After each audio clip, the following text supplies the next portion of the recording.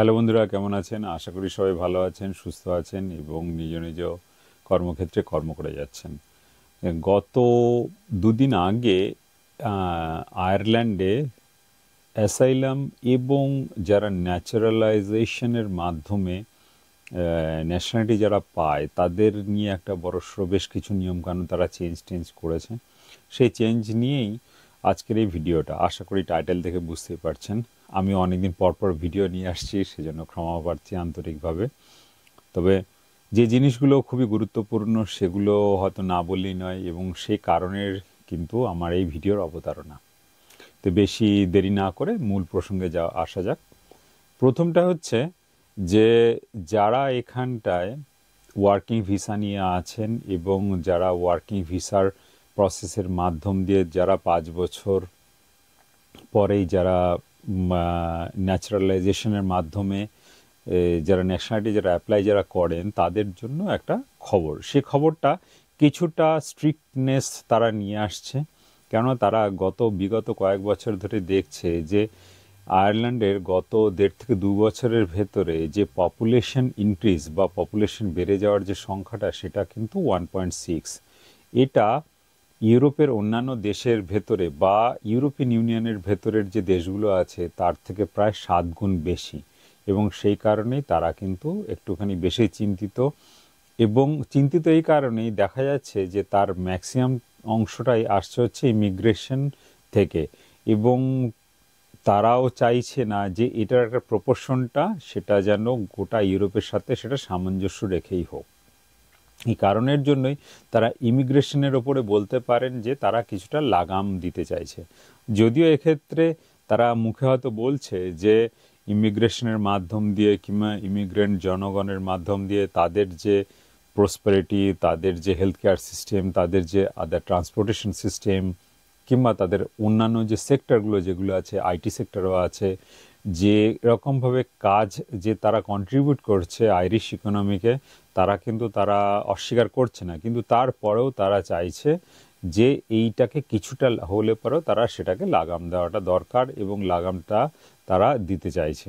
বন্ধুরা, এটা সরকারের নিজস্ব পলিসি, এটা নিয়ে আমরা কিছু বলতে পারি না। তবে এটাও ঠিক যে বিগত কয়েক বছর ধরে যে ডানপন্থী দল বা যে দক্ষিণপন্থী যে একটা অংশ, যে অংশটার ভেতরে বেশ কিছুটা আছে, যেটাতে তারা মনে করছে যে এই যে ইমিগ্রেশনের মাধ্যম দিয়ে এখানকার লোকাল যে জনগণ তাদের যে কাজের যে কর্ম পরিসরটা সেটা কমে যাচ্ছে, এবং তারা কাজ পেতে তারা অসুবিধা বোধ করছে, এবং তারা অনেক বেশি কঠিন পরীক্ষার মাধ্যম পড়ছে, যে কারণে তারা কাজ পেতে পারছে না। এই কারণটাও কিন্তু একটা অস্বীকার করা যায় না, কেন তারা ক্রমাগত চাপ দিয়ে যাচ্ছে সরকারকে যাতে এই নিয়ে একটা অবস্থান কঠোর করার জন্য। এর সাথে রয়ে গেছে যে হেলথ কেয়ার সেকশনের ওপরে যেটা চাপটা রয়ে গেছে, আবাসন সেক্টর যেটা আছে তার উপরে একটা চাপ রয়ে গেছে, এবং এই সব কিছু মিলিয়েই একটা মিলিত প্রচেষ্টার কারণেই কিন্তু এই আইনগত কঠোরতা তারা অবলম্বন করতে তারা বাধ্য হচ্ছে।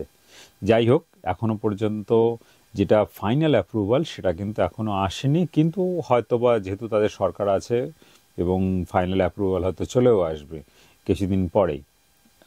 এটা হচ্ছে একটা দিক। সেটা হচ্ছে যে চাকরিগত দিক থেকে যারা আসেন তারা বলছে যে 5 বছরের পরেই তারা কিন্তু ন্যাচারালাইজেশনের মাধ্যম দিয়ে তারা ন্যাশনালিটি পেতে পারেন। তো সেক্ষেত্রে তারা এটাকে মানে যে দিতেই হবে এমন কোনো ব্যাপার নেই। তারা বলছে এটা একটা প্রিভিলেজ, বা এটা আপনাকে বলতে পারেন এটা আপনি যে ন্যাশনালিটিটা উপভোগ করবেন এই আইরিশ ন্যাশনালিটির হিসাবে বা আইরিশ পাসপোর্টের যে অধিকার যেটা পাবেন সেটা আপনার জন্য একটা প্রিভিলেজ হিসেবে থাকবে। তার মানে সরকারের কোনো দায়বদ্ধতা যেটার ভেতরে বিশেষ কিছু আছে তা নয়।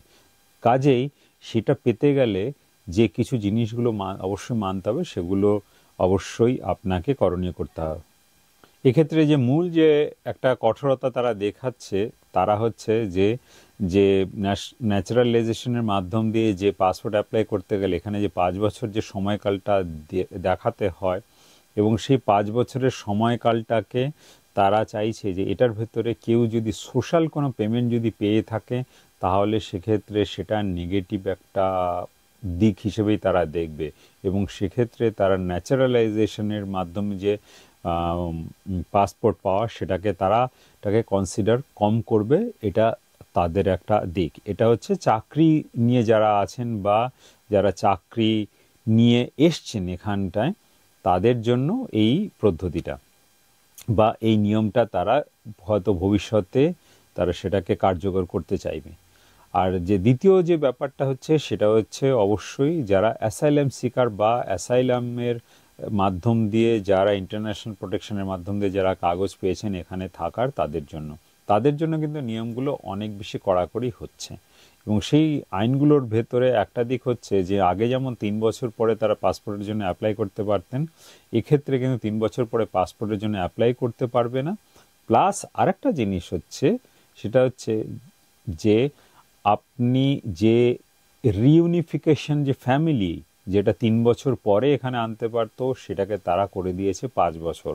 তো সেক্ষেত্রে শুধু এটা না, এটা একটা তো সময়গত দিক, আর একটা দিকে হচ্ছে সেক্ষেত্রে বাৎসরিক যে ইনকাম সেটা কিন্তু প্রায় 44,000 ইউরোর উপরে থাকতে হবে। সেক্ষেত্রে কিন্তু এই যে সংখ্যাটা যেটা আছে, এটাও কিন্তু অনেক বিশাল একটা টাফ ব্যাপার।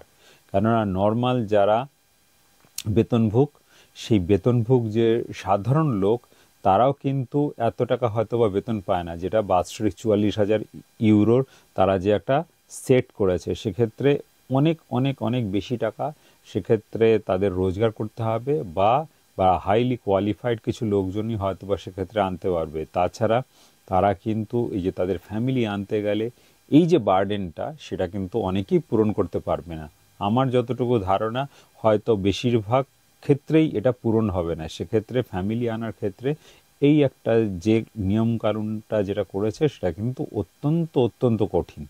এটা হচ্ছে আরেকটা দিক হচ্ছে যে যারা ইউক্রেন যুদ্ধের সময় অনেকেই কিন্তু টেম্পোরারি রেসিডেন্টশিপ তারা পেয়েছিলেন, এবং টেম্পোরারি রেসিডেন্টশিপের যে সুবিধাটা তারা এখানটায় ভোগ করছিলেন, তারা যদি অ্যাপ্লিকেশন করতে যায় ন্যাশনালিটির ক্ষেত্রে, তাদের ক্ষেত্রে কিন্তু ধরুন 2022 থেকে এটা শুরু হয়েছে, সেই 2022 থেকে 2025 3 বছর, এই 3 বছরের কাউন্টিং পিরিয়ডটা কিন্তু তারা করবে না। তারা করবে এই যে কাউন্টিং পিরিয়ড এর পর থেকে হয়তো তারা কাউন্টিংটা ধরবে। সেক্ষেত্রে এই টেম্পোরারি রেসিডেন্টশিপের পরে তাদের হয়তো আলাদা করে হয়তো রেসিডেন্স একটা পারমিট দেওয়া হবে, নর্মাল রেসিডেন্স পারমিট। তারপর থেকে তাদের এই যে অংশটা, মানে সময়সীমাটা যেটা আছে, সেভাবে তারা গণ্যটা করবে। এটাও আর একটা দিক তাদের জন্য।